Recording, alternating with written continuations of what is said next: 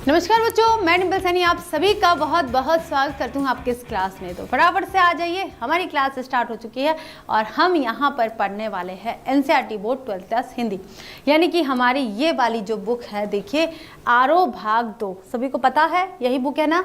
और अगर ये बुक है तो ही आपको पढ़नी है, और अगर अंतरा या अंतराल बुक है तो आपको ये क्लास नहीं लेनी है, क्योंकि उसमें ये चैप्टर नहीं है। ठीक है, अगर आरोह भाग 2 है तो उसी में ये चैप्टर है, बाकी अदर जो एनसीईआरटी बुक है उनमें ये चैप्टर नहीं है, तो आपको ये चैप्टर नहीं पढ़ना है और इतना ज़रूरी भी नहीं है। ठीक है, साहित्य में बहुत कम आता है रुबाइयाँ।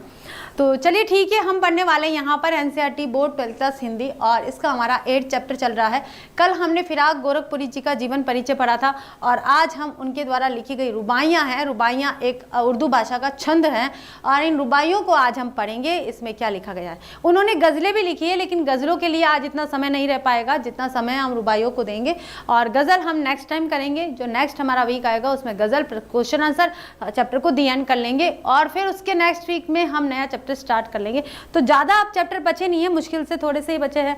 जैसे हम यहाँ कर रहे हैं 8th चैप्टर कर रहे हैं, तो एक चैप्टर और बचा है उमा शंकर जोशी जी का। ठीक है, तो उमा शंकर जोशी जी के बाद में फिर हम गद्य भाग उठाएंगे। अभी हमारा पद्य भाग चल रहा है, तो ज़्यादा कुछ बचा नहीं है।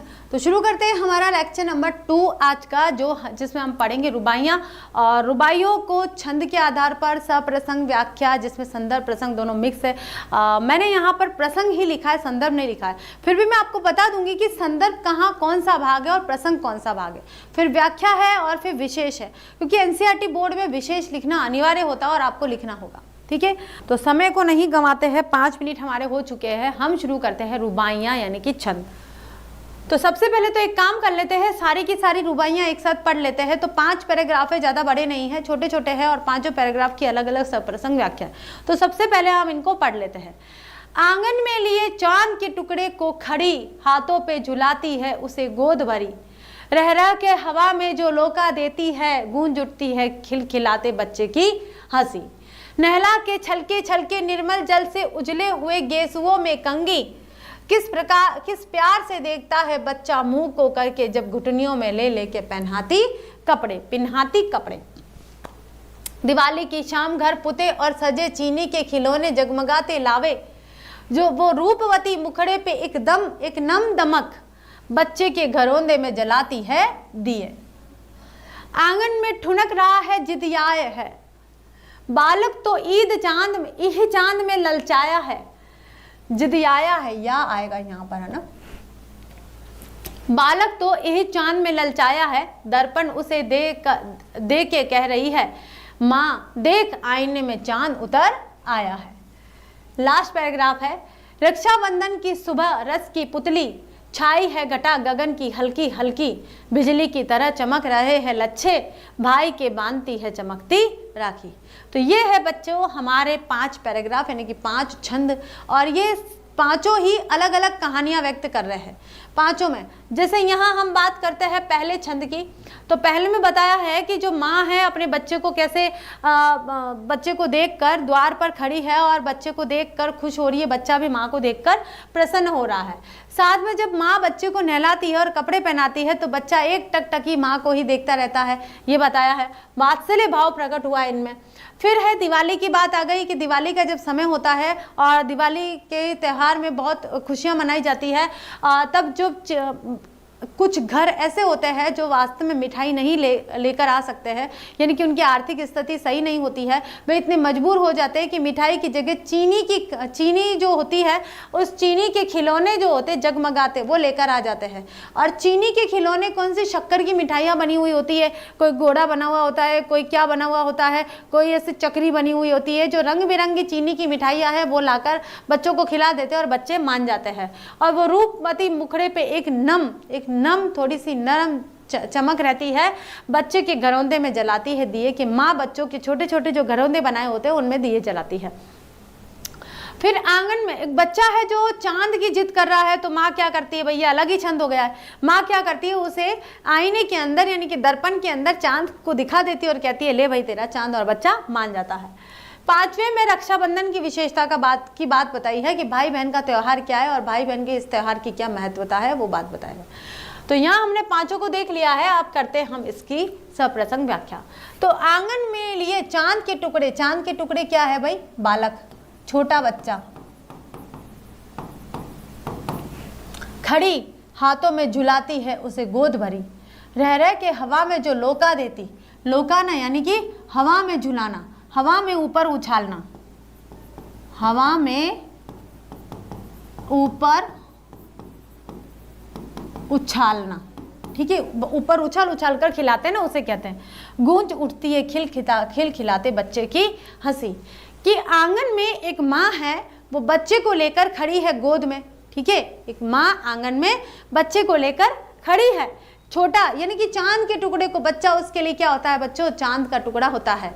जैसे चांद कितना प्यारा होता है, वैसे चांद का टुकड़ा होता है सबसे प्यारा, यानी कि माँ को अपने बच्चे से प्यारा फिर इस दुनिया में कोई नहीं लगता है, इसलिए कहा गया है चांद का टुकड़ा। तो एक माँ आंगन में, अपने घर के आंगन में अपने बच्चे को लेकर खड़ी है, हाथों में झुलाती है उसे गोद भरी, और गोद में लेकर खड़ी है। और बच्चा जब थोड़ी थोड़ी हरकतें कर रहा है तो उसे ऐसे ऐसे ऐसे झुला देती है, उसको चुप करने की, ऐसे ऐसे ऊपर कर करके करते हैं तो वो चुप हो जाता है बच्चों, तो हाथों में झुलाती है। रह रह के हवा में जो लोका देती है। फिर आंगन में ऐसे ही खड़ी है भाई, नज़ारा देख रही है, बच्चे को भी दिखा रही है, साथ में बच्चे का मनोरंजन कर रही है, बच्चे को बहला रही है, फुसला रही है, उसको खिला रही है, उसके साथ मौज मस्ती कर रही है। तो बच्चे को ऐसे उछाल उछाल कर जो खिलाते हैं ना, उसे बोलते हैं लोका देना। तो लोका देने का मतलब होता है बच्चे को हवा में ऊपर उछाल कर और खिलाना। गूंज उठती है खिलखिलाते बच्चे की हंसी। जब आप ऊपर उछालते हो ना, आपने भी कभी अनुभव किया होगा, आप भी जब किसी छोटे बच्चे को ऊपर उछालते हो तो बच्चा ना जोर जोर से किलकारी मारता है, क्योंकि है ना उसे ऊपर उछालते रहे, जब उसे बहुत, आपने कभी वो ऐसा वाला झूला देखा है? वो इस तरह से होता है, ऐसे बॉक्स बने होते हैं, इस तरह से ऊपर बैठा जाता है, ठीक है, ऐसा झूला देखा होगा, और ऐसे वो चलता है गोल गोल गोल गोल गोल गोल। जब चलता है तब हम भी हवा में ऐसे उछलते हैं, तब हमारे मतलब हमारा शरीर भी एक रोमांच का अनुभव करता है ना, गुदगुदी सी होती है, एक रोमांच से अनुभव करता है। वैसा ही जब माँ बच्चे को जोर जोर से उछालती है ना, तो वो भी एक रोमांच का अनुभव करता है, जिसके कारण से वो भी खिलखिलाकर जोर जोर से हंसना शुरू कर देता है। तो आया समझ में बच्चों अच्छे से? अब करते हैं हम इसका प्रसंग। तो प्रस्तुत काव्यांश हमारी पाठ्य पुस्तक आरोह भाग 2 में संकलित रुबाइयाँ से उद्धृत है, और इसकी रचयिता उर्दू फारसी के प्रमुख शायक फिराक गोरखपुरी है, ठीक है। तो यहाँ तक अगर बच्चों आपसे पूछ लिया जाता है कि संदर्भ लिखिए, तो ये आपका एक तरह का संदर्भ है, और ये संदर्भ आपके सभी पैराग्राफ में एक जैसा होगा। ये संदर्भ सभी पूरे पैराग्राफ में 5 रुबाइयाँ हैं, 5 रुबाइयों में यही संदर्भ होगा, कोई चेंज होने वाला नहीं है। चेंज क्या होगा? यहाँ से इस रुबाई में कवि ने माँ के स्नेह का वर्णन किया है, ये चेंज हो जाएगा। बाकी सारी चीजें एज इट इज आएगी, आगे भी हम देखेंगे। तो प्रसंग में आप संदर्भ को इंक्लूड कर सकते हो, लेकिन अगर आप संदर्भ हेडिंग लिख रहे हो तो उसमें प्रसंग इंक्लूड नहीं कर सकते हो, प्रसंग नहीं लिख सकते हो। प्रसंग के फिर लिए आपको फिर अलग से प्रसंग लिखना होगा, ऐसा। और अगर प्रसंग ही लिख रहे हो तो संदर्भ प्रसंग दोनों आप साथ में लिख सकते हो। मैंने आपको कई बार बता दिया है ये चीज़, और अब तक तो शायद आपको रट गई होगी, याद हो गई होगी। ये चीज़ ध्यान में रखिएगा बच्चों, ठीक है, भूलिएगा नहीं। अगर आप संदर्भ हेडिंग लिख रहे हो तो उसमें केवल इतना ही लिखना है, प्रसंग नहीं लिखना है। और अगर आप प्रसंग हेडिंग लिख रहे हो, संदर्भ नहीं लिख रहे हो, तो उसमें वो पूरी चीज़ें आप लिख सकते हो, आपका सही माना जाएगा। अब आती है व्याख्या, कि कवि कहता है कि एक माँ चांद के टुकड़े अर्थात अपने बेटे को अपने घर के आंगन में लिए खड़ी है, वही अपने चांद के टुकड़े को अपने हाथों पर झुलाने लगती है। बीच बीच में वह उसे हवा में भी उछाल देती है, और इस प्रक्रिया से बच्चा प्रसन्न हो उठता है तथा बच्चे की खिलखिलाहट भरी हंसी गूंजने लग जाती है। कितनी सरल भाषा है, कुछ टफ लग रहा आपको? आसान लग रहा है? कोई खड़ी बोली नहीं है, कोई ब्रज भाषा नहीं है, या कोई साहित्यिक खड़ी बोली नहीं है, या कोई अवधी भाषा नहीं है, कोई ठेठ राजस्थानी भाषा नहीं है, कोई कुछ भाषा नहीं है, कोई भक्ति काल की नहीं है। ये बिल्कुल सीधी सरल भाषा में बात कही गई है। तो आप में से कौन कौन से बच्चे हैं जिनको इतनी सरल भाषा भी समझ में नहीं आ पा रही है, या जो अपने शब्दों में इसकी व्याख्या नहीं कर सकते? कोई ऐसा बच्चा है तो मुझे बताइए। अब करते हैं यहाँ हमारा विशेष। तो भाई इसमें ये जो पूरा पैराग्राफ है, इसमें हमें क्या दिखाई दिया है? सबसे पहले तो ये हमें दिखाई दिया है कि माँ द्वारा बच्चे को झुलाना, बच्चे का हंसना आदि स्वाभाविक क्रिया है, इसलिए स्वभावोक्ति अलंकार है। यहाँ पर जो स्वाभाविक क्रिया है, आप ये स्वाभाविक क्रियाएं, कुछ अकर्मक क्रियाएं भी होती है, और अकर्मक क्रियाएं मोस्टली स्वाभाविक क्रियाएं ही होती है अधिकतर, जैसे हंसना, सोना, रोना, है ना, ये सब क्या होता है, स्वाभाविक क्रिया अपने आप से होती है, स्वतः होती है, हम इसे जानबूझकर नहीं करते। फिर है वात्सल्य रस है यहाँ पर, और दृश्य बिंब है। कैसा है दृश्य बिंब, कौन सा है, आंगन में लिए चांद के टुकड़े को खड़ी गोद भरी हाथों पे झुलाती हवा में जो लोका देती।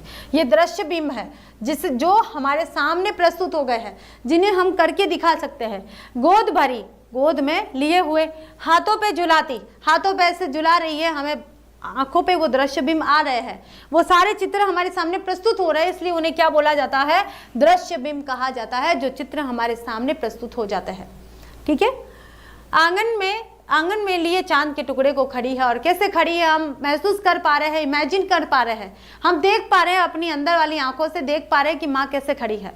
ठीक है, या हवा में जो लोका देती है, उछालती है, तो वो भी हम देख पा रहे हैं, वो भी हम देख पा रहे हैं, तो वो सारे क्या कहलाते हैं, दृश्य बिंब कहलाते हैं। क्लियर है बच्चों। अब करते हैं हम हमारा सेकंड।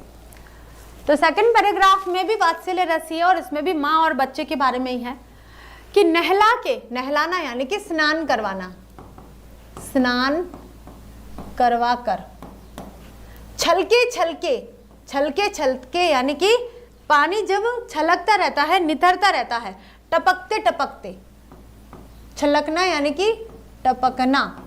ठीक है, निर्मल यानी कि शुद्ध, जल से उलझे हुए, गेसुओ का मतलब होता है बाल, बालों में। कंघी, किस प्यार से देखता है बच्चा मुंह को करके जब घुटनियों यानी कि घुटनों में ले के पहनाती कपड़े। ठीक है, तो कवि यहाँ पर कह रहे हैं, भाई फिराक गोरखपुरी जी कह रहे हैं कि जब माता, एक माँ है जो अपने बच्चे को नहलाती है, तो स्नान करवाती है, तो बच्चे के बालों में से, क्योंकि बच्चे के छोटे छोटे बाल होते हैं, तो बालों में से पानी टपकता रहता है, शुद्ध जल टपकता रहता है। ठीक है, टपकने से टपकता रहता है, और उसके जो बाल है वो काफी उलझ जाते हैं, और उलझे बालों में माँ कंघी करती है, और जब कंघी करती है तो किस प्यार से बच्चा अपनी माँ को ही देखता रहता है। अब ये भी दृश्य बिंब है, अगर आप अनुभव करो या इमेजिन करो तो ये भी एक प्रकार का दृश्य बिंब है।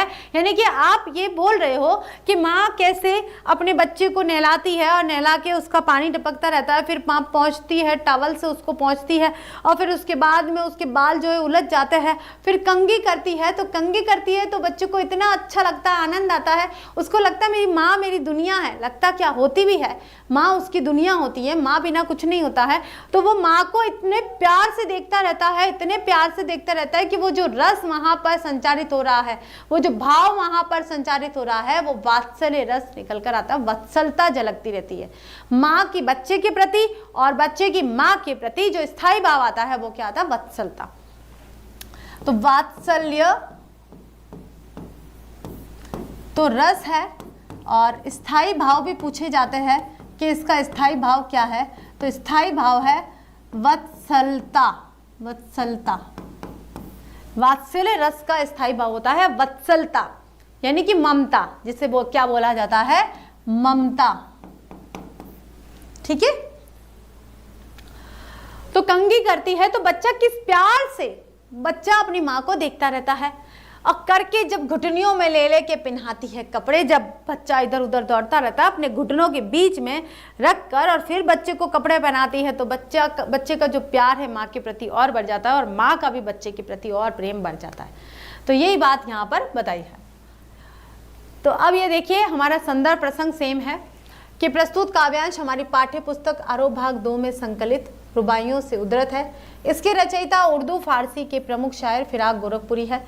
इसमें माँ द्वारा बच्चे के नहाने की प्रक्रिया का वर्णन किया गया है, और उसे कपड़े नहाने और यहाँ पर लिखेंगे नहाने और कंघी करने तथा कपड़े पहनाने की प्रक्रिया का वर्णन किया है, ये लिख दीजिएगा आप लोग। हाँ, तो अब है हमारी व्याख्या। तो बहुत ही सरल भाषा में है, कुछ भी टफ नहीं है आपके लिए। कि कवि कहता है कि माँ अपने बच्चों को स्वच्छ जल से नहलाती है और उसके उलझे हुए बालों से पानी छलक रहा है, और माँ बच्चे के उलझे हुए बालों में कंघी करती है। जब माँ घुटनों में लेकर बच्चे को कपड़े पहनाती है तो बच्चा अपनी माँ को बड़े प्यार से देखता है। ठीक है, ये है इसकी व्याख्या। अब करते हैं इसका विशेष। माँ के स्नेह का स्वाभाविक वर्णन किया, अतः स्वभावोक्ति अलंकार है। तो आपको स्वभावोक्ति अलंकार का उदाहरण देखना है तो रुबाई या छंद का कोई पैराग्राफ रख देना, तो आपका स्वभावोक्ति अलंकार हो जाएगा, अगर आपको स्वभावोक्ति अलंकार पूछा है तो। ठीक है, आगे देखिए, वात्सल्य रस की सहज अभिव्यक्ति दिखाई दे रही है। छलके छलके में, छलके छलके क्या है बच्चों? पुनरुक्ति प्रकाश। छलके छलके क्या है? पुनरुक्ति प्रकाश अलंकार है। एवं कंघी करके में अनुप्रास अलंकार है। क और क दोनों में अनुप्रास अलंकार है। छोटी छोटी चीजें भी हमें ध्यान में रखनी है। जब घुटनियों में ले लेके पिन्हाती कपड़े में लोक भाषा का प्रयोग करा है। पिन्हाती क्या है भाई? पहनाती होता है, हम क्या बोलते हैं? पिन्हाती है। भाई माँ मुझे कपड़े नहीं पहनाती है, तो हम क्या बोल रहे हैं? अब लोक भाषा का प्रयोग कर रहे हैं। तो घुटनियों में, घुटनिया भी क्या है? लोक भाषा का शब्द। ले लेकर, ले लेकर नहीं, ले लेके, तो ये भी सब क्या है? लोक भाषा का प्रयोग किया गया है। उर्दू हिंदी भाषा का मिश्रित स्वरूप आपको दिखाई देगा रुबाइयों के अंदर। दृश्य बिंब प्रस्तुत करे गए हैं और रुबाई छंद है। ठीक है, ये लिख लेंगे आप और सरल हो जाएगा। ये है आपका विशेष। अब आता है तीसरा, ये है भाई दिवाली का दृश्य कि दिवाली में क्या होता है। तो लेखक कवि ने यहाँ पर दिवाली के बारे में बताया है, त्योहारों के बारे में बताया है कि दिवाली की शाम घर पुते और सजे। पुते यानी कि घर पर रंग रोगन किया जाता है। रंग रोगन, रंग रोगन समझते हो आप? कलर करवाते हैं ना उसे, और सजाया जाता है। ठीक है, अलग अलग कलर से, कोई ऑयल पेंट करवाता है, कोई एशियन पेंट करवाता है, कोई और भी बहुत सारे कलर करवाते हैं, है ना, बहुत सारे नाम है। चीनी के खिलौने जगमगाते लावे वो रूपवती मुखड़े में। चीनी के खिलौने, चीनी मिट्टी के खिलौने। दिवाली पर अगर चीनी मिट्टी के खिलौने लेकर आ जाते, भाई बड़े खिलौने नहीं, लेकिन छठे छमाह से बच्चों को चीनी मिट्टी के खिलौने तो दिला ही सकते हैं। कोई भी मिट्टी के खिलौने भी बहुत सारे मिलते हैं। मैं भी छोटी थी ना तब, छोटी क्या बहुत छोटी थी, और एक बार मेरे फादर ने मुझे शॉपिंग करने भेजा दिवाली के, कि लो भाई जाओ तुम क्या क्या खरीद कर लेके आती हो। तो हमारे घर के ज़्यादा दूर नहीं था, पास में ही था मार्केट, और छोटा सा ही मार्केट था, इसलिए डर वाली बात नहीं। तो मैं और मेरी सिस्टर दोनों खिलौने खरीदने गए थे। और तो हमने क्या करा पता है? सबसे पहले तो हमारे घर में गुलदस्ते खरीदे हमने। छोटे छोटे फ्लावर पॉट आते हैं, छोटा सा फ्लावर पॉट था और येलो कलर के गुलदस्ते बहुत ही सुंदर थे। वो पहले गुलदस्ते मैंने खरीदे थे, मैंने और मेरी सिस्टर ने। और हम लोग ना हमारे लिए मिट्टी के खिलौने लेकर आए थे। उसमें देखिए छोटी सी मिट्टी की हांडी थी, छोटा सा तवा था, छोटा सा चूल्हा था, छोटी सी ऐसे चक्की पीसने की होती है वो थी, और छोटे से चकला बेलन सब कुछ थे। तो अब देखिए ये ऐसी चीज़ें ही मिलती थी। तो और गुल्लक था एक छोटा सा वो, तो हम ये सारी चीज़ें खरीद कर लेकर आए थे। फिर हम लोग क्या करते थे, अब देखिए कभी कभी मैं पॉइंट से हट जाती हूँ, पढ़ाते पढ़ाते। दिवाली जैसे आती है, चीनी मिट्टी के खिलौने जब भी आते हैं ना बात, तो मुझे अपने वो दिन, वो जो मेरे पापा ने जब ये शॉपिंग करने के लिए भेजा था, और वो दिवाली में कभी नहीं भूल सकती हूँ, क्योंकि मैंने फर्स्ट शॉपिंग करी थी उस समय पहली बार। और बहुत छोटी क्लास में थी, बताऊंगी नहीं आपको मैं कौन सी क्लास में थी। तो तब हम खेलते थे ना, जब हम सब मिलके, मोहल्ले के, कॉलोनी के जो भी बच्चे थे, हम सब मिलकर खेलते थे। तो हम असलियत में कभी कभी उस चूल्हे को जलाते भी थे, और कभी कभी हम उस हांडी में कुछ पकाते भी थे। तो वो भी सीन, वो भी समय अपना था, बच्चे खेलते थे उस समय। हमारे समय में इसी तरह से खेला जाता था। न तो ज़्यादा टीवी पर कार्टून आते थे, ठीक है, एक दो कार्टून आते थे, वो भी एक समय रहता था। और न ये फ़ोन वगैरह की तो सुविधा थी नहीं, लैंडलाइन हुआ करता था। तो लैंडलाइन पे आप कितनी सुविधा ले सकते हो ये आपको भी अच्छे से पता है। तो चलिए बात को फिर घुमा कर लाते हैं हमारे पॉइंट की तरफ जहां हम पढ़ रहे थे। ठीक है, तो चीनी के खिलौने जगमगाते लावे। लावे यानी कि ला कर दीजिए भाई कवि यहाँ पर पेरेंट्स से अनुरोध कर रहे हैं कि आप, ठीक है आपकी आर्थिक स्थिति सही नहीं है, लेकिन कोई बात नहीं, दिवाली पर छठे छमाह से बच्चों को मिट्टी के खिलौने जरूर दिला दीजिए। बाजार के वो महंगे खिलौने तो नहीं दिला सकते, लेकिन मिट्टी के खिलौने दिलाकर उन्हें खुश जरूर कर दीजिए। वो रूपवती मुखड़े पे एक नम दमक बच्चे के घरौंदे में जलाती दिए। जो माँ है, सुंदर है, रूपवती है, चमकदार उनका चेहरा है, वो जो बच्चों के बनाए हुए घरिंद है, छोटे छोटे घरौंदे बनते हैं। शायद आपने तो नहीं देखे होंगे, लेकिन गाँव में जो निवास करते हैं वो उन्होंने जरूर देखा होगा।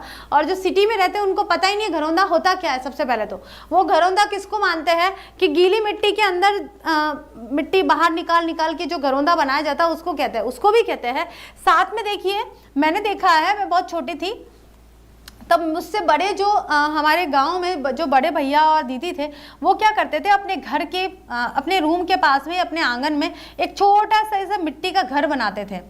और उस मिट्टी के घर में बिल्डिंगें भी बनाते थे, मतलब 3 मंजिल भी बनाता था, कोई 2 मंजिल भी बनाता था। और वहाँ पर जैसा उनका घर होता था ना, उसी टाइप का ऐसा घर बनाते थे। तो उसमें भी दिए रखने की या घर के अंदर दीपक जलाने की जगह होती थी। तो एक जो रूम होते थे वहाँ जो उनकी मम्मी है वो दीपक रखती थी। तो वही सीन यहाँ बताया गया है। और ये वास्तव में कवि ने ये पंक्तियाँ अगर दी है तो ये सच्चाई व्यक्त की है, क्योंकि दिवाली के समय में इन घरों में भी दीपक जलाए जाते थे, दिए रखे जाते थे। और दिए रख के कहा जाता है कि चाहे छोटा ही घरौंदा हो, सभी में उजाला होना चाहिए, दिवाली की रोशनी होनी चाहिए, सभी में दिवाली मनाई जानी चाहिए, ऐसा भाव प्रकट होता था। ठीक है, क्लियर है? तो प्रस्तुत काव्यांश हमारी पाठ्य पुस्तक आरोह भाग 2 में संकलित रुबाइयां से उद्धृत है। इसके रचयिता उर्दू फारसी के प्रमुख शायर फिराक गोरखपुरी जी है और इसमें दिवाली के त्योहार का वर्णन किया गया है। ठीक है, कवि कहता है कि आज दिवाली की शाम है और इस अवसर पर घर रंग रोगन से पुता हुआ है। कलर वगैरह लगा रखे हैं, किसी ने कौन सा कलर करवाया, कोई किसी ने कौन सा करवाया है। आजकल तो क्या होता है कि एक दीवार है, उस पर भी अलग अलग, हर दीवार पर अलग अलग कलर भी होते हैं। आप इसमें यहाँ पर कर दीजिए, यहाँ शेडो बना दीजिए, यहाँ पर लाइनिंग बना दीजिए, यहाँ पर वॉलपेपर लगा दीजिए, सब अलग अलग तरीके से हो सकता है। लेकिन पहले के जो समय में रंग रोगन यानी कि एक कलर का घर होता था तो पूरा एक ही रंग से रंगा जाता था।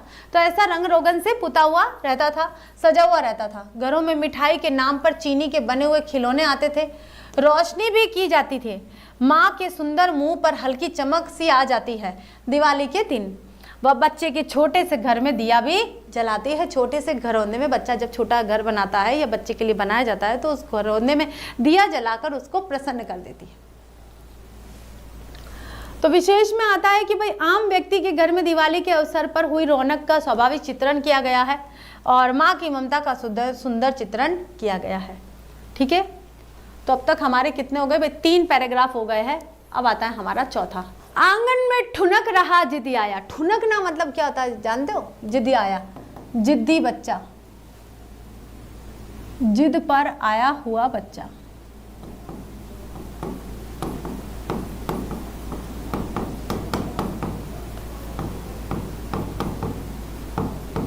बच्चा ठुनक रहा है। ठुनकना क्या होता है?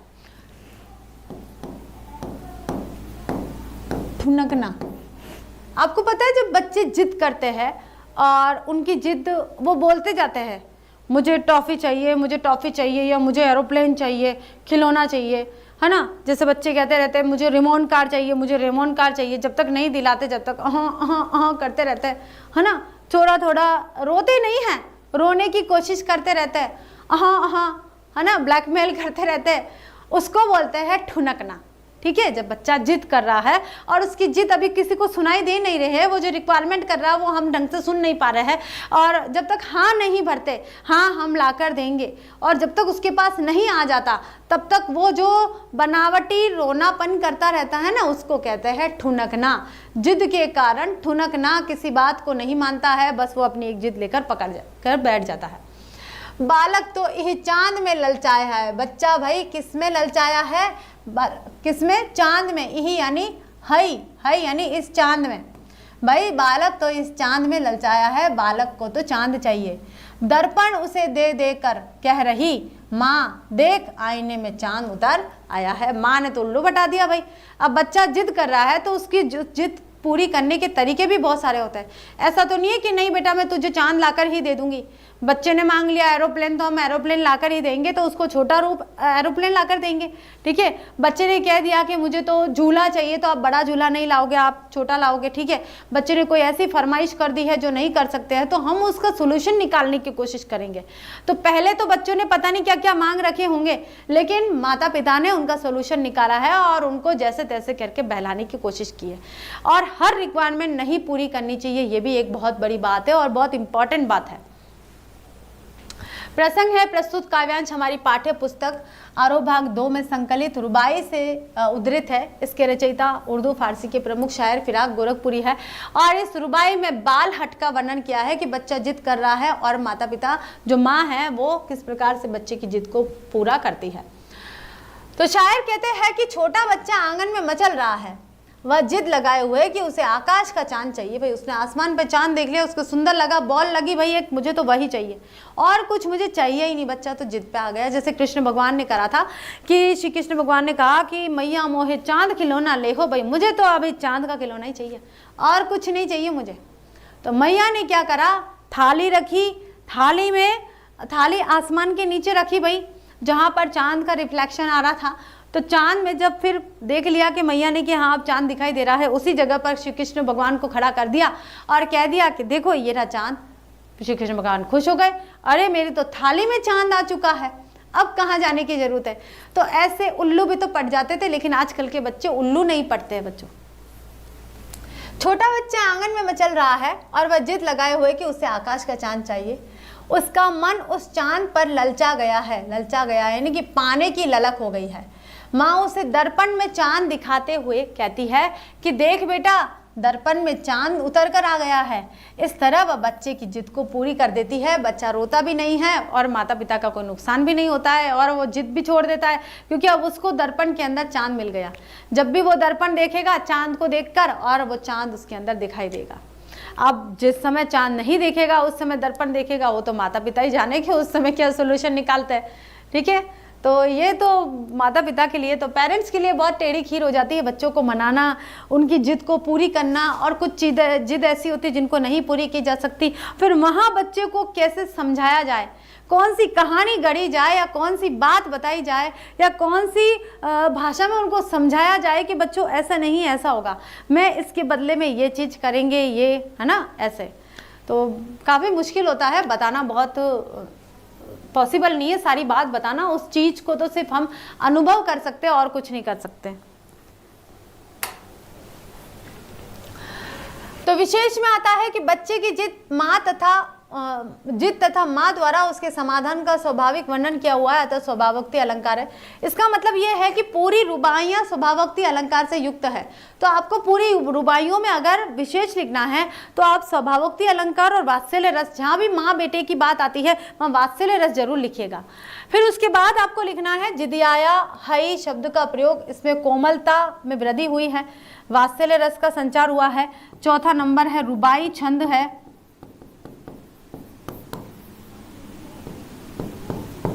रुबाई छंद का प्रयोग किया गया है, ठीक है। और पांचवा आ जाएगा इसमें उर्दू फारसी सम्मिलित भाषा है, उर्दू फारसी सम्मिलित भाषा का प्रयोग किया गया है, ठीक है, हो जाएगा। आगे देखिए बच्चों, अब आता है हमारा यहाँ पर लास्ट पैराग्राफ 5वां। अब इसमें रक्षाबंधन के बारे में बताइए। पहला ही रक्षाबंधन शब्द आ गया है, इससे हमें पता चल गया है कि रक्षाबंधन के बारे में बताया गया है कि रक्षाबंधन की सुबह रस की पुतली छाई है, घटा गगन की हल्की हल्की, बिजली की तरह चमक रहे हैं लच्छे, भाई के है बांधती चमकती राखी। अब देखिए रक्षाबंधन के सुबह जो होती है वो कैसी होती है, रस भरी होती है, मिठाइयों की खुशबू आ जाती है, क्योंकि रक्षाबंधन के समय में मिठाइयाँ आती है। घर में भाई बहन का त्यौहार होता है और राखी बांधनी होती है तो मिठाई तो आएगी। तो मिठाई का जो रस है वो गुला गुला सा, पूरा माहौल मीठा मीठे से रस में भीगा भीगा सा लगता है। ऐसा कह रहे हैं कोई भाई कवि, क्योंकि कवि को लग रहा है। फिराक गोरखपुरी जी को लग रहा है कि रक्षाबंधन का जो समय होता है वो रस भरा होता है मिठाइयों के रस से। ठीक है, छाई है घटा गगन की हल्की हल्की, गगन यानी कि आसमान। अब भाई रक्षाबंधन कब आता है? श्रावण महीने में आता है। और श्रावण महीने में कैसी माहौल कैसा रहता है? आसमान में बादलों की घटा छाई हुई रहती है, कभी हो गई तो हल्की हल्की रिमझिम हो गई, कभी बरस पड़े तो उमड़ घुमड़ कर बरस पड़े, तो चारों तरफ भीगा भीगा सा मौसम रहता है, भीना भीना सा मौसम रहता है, क्योंकि बारिश आती रहती है। श्रावण का महीना होता है, श्रावण का महीना बरसने वाला ही होता है। वो श्रावण के महीने में जो रिमझिम रिमझिम होती है वो चलती रहती है, फुहारें आती रहती है, और उस बीच इस त्योहार कब निकल कर चला जाता है पता ही नहीं चलता है। तो रक्षाबंधन की सुबह रस की पुतली, रस भीगा हुआ रहता है पूरे माहौल में, मिठाई का छाई है घटा गगन की हल्की हल्की के आसमान में। श्रावण महीने के समय में ये रक्षाबंधन का त्योहार आता है और आसमान में जो बादलों की घटा है वो हल्की हल्की फुहारों के साथ छाई हुई है और फुहारें बरस रही है। बिजली की तरह चमक रहे हैं लच्छे। लच्छे क्या होती है? आपने राखी देखी होगी, ऐसी होती है ना, इस तरह से राखी होती है, बहुत ही सुंदर सुंदर राखी होती है और भी बहुत सुंदर सुंदर होती है। और ये ऐसे लच्छे होते हैं और लच्छों के बाद में यहाँ पर सुंदर सुंदर रेशे होते हैं। और जब राखी बांध दी जाती है तो ये जो रेशे है ये हाथों पर बंधने के बाद में जब गांठ लग जाती है तो ये रेशे लटकते हुए तो बहुत ही ज़्यादा चमकीले सुंदर लगते हैं। ठीक है, तो बिजली की तरह चमक रहे हैं। बिजली कैसे चमक रही है वैसे ये लच्छे चमक जाते हैं। भाई के है बांधती चमकती राखी। तो वो जो भाई है वो अपनी राखी पसंद करके लाता है, भाई मुझे ये वाली राखी बांधनी है, और फिर बहन उसकी मनपसंद लच्छेदार चमचमा बिजली की तरह चमचमाती लच्छेदार राखी को बांधती है और भाई प्रसन्न हो जाता है। इस तरह से रक्षाबंधन का त्यौहार मनाया जाता है। भाई बहन के अटूट संबंध को बताता है, भाई बहन के बीच के प्रेम को दर्शाता है ये। और सावन की घटा के बारे में बताता है। तो मौसम की प्राकृतिक सुषमा की बात करें या मानवीय संबंधों की बात करें, रक्षाबंधन काफ़ी कई तरीकों से महत्वपूर्ण माना जाता है, कई तरीके से इसके अलग ही मायने आ जाते हैं। तो बच्चों ये भी हुआ है। अब करते हैं हम यहाँ इसका प्रसंग। प्रस्तुत काव्यांश कवि शायर फिराक गोरखपुरी की रचना गुले नगमा से उद्धृत रुबाई से लिया गया है और इसमें कवि ने भाई बहन के प्रेम को प्रदर्शित करता मीठा बंधन यानी कि रक्षाबंधन का वर्णन किया है। क्योंकि कैसा होता है, मीठा होता है, भाई बहन का त्यौहार होता है, मीठा त्यौहार होता है, मिठाइयाँ भी बहुत सारी आती है, जितनी बहनें उतनी मिठाई आती है भाई घर में, है ना। बुआ आती है तो बुआ भी लाती है, बहन भी आती है, मौसी भी आती है, जो भी है सब मिठाई लेकर आती है, तो बहुत ढेर सारी मिठाइयाँ हो जाती है। तो यह है प्रसंग, यह है आता है हमारी व्याख्या। तो फिराक गोरखपुरी कहते हैं कि आज रक्षाबंधन का पवित्र दिन है जिसकी सुबह आनंद और मिठास से भरी होती है, क्योंकि यह दिन भाई बहनों के मीठे बंधन का दिन होता है। आकाश में काले काले बादलों की घटा छाई हुई रहती है और इन बादलों में बिजली रह रहकर चमक रही है और इसी बिजली की तरह राखी के रेशमी धागे भी चमक रहे हैं। बहन प्रसन्नता एवं उमंग से अपने भाई की कलाई में उस चमकती राखी को बांधती है जिसके लच्छे और ज़्यादा झिलमिलाते रहते हैं। तो बच्चों समझ में आया आपको? ये सब प्रसंग व्याख्या अच्छे से समझ में आई। कोई टिपिकल भाषा का प्रयोग नहीं किया गया है, किसी साहित्यिक भाषा का प्रयोग नहीं किया गया है, कुछ उर्दू फारसी के शब्दों का प्रयोग किया है, लेकिन हिंदी सरल शुद्ध सरल हिंदी भाषा का प्रयोग किया है। और कोई भी व्यक्ति आसान से आसान यानी कि जो भी बच्चा नया अभी जुड़ा है वो भी इसकी सब प्रसंग व्याख्या कर सकता है, इतनी अच्छी तरह से इसमें बताया गया है। अब कर देते हैं इसका विशेष यहाँ पर। तो रक्षाबंधन के त्यौहार का प्रभावी चित्रण किया गया है। दूसरा है उर्दू हिंदी मिश्रित भाषा का प्रयोग किया गया है। तीसरा हल्की हल्की में पुनरुक्ति प्रकाश तथा बिजली की तरह चमक रहे हैं लच्छे में उपमा अलंकार है। किसकी तरह है भाई? बिजली की तरह। क्या चमक रहे हैं? लच्छे चमक रहे हैं। तो जिससे तुलना की जाती है ये तो हो गया हमारा उपमान, और जिसकी तुलना की जाती है ये हो गया हमारा उपमेय।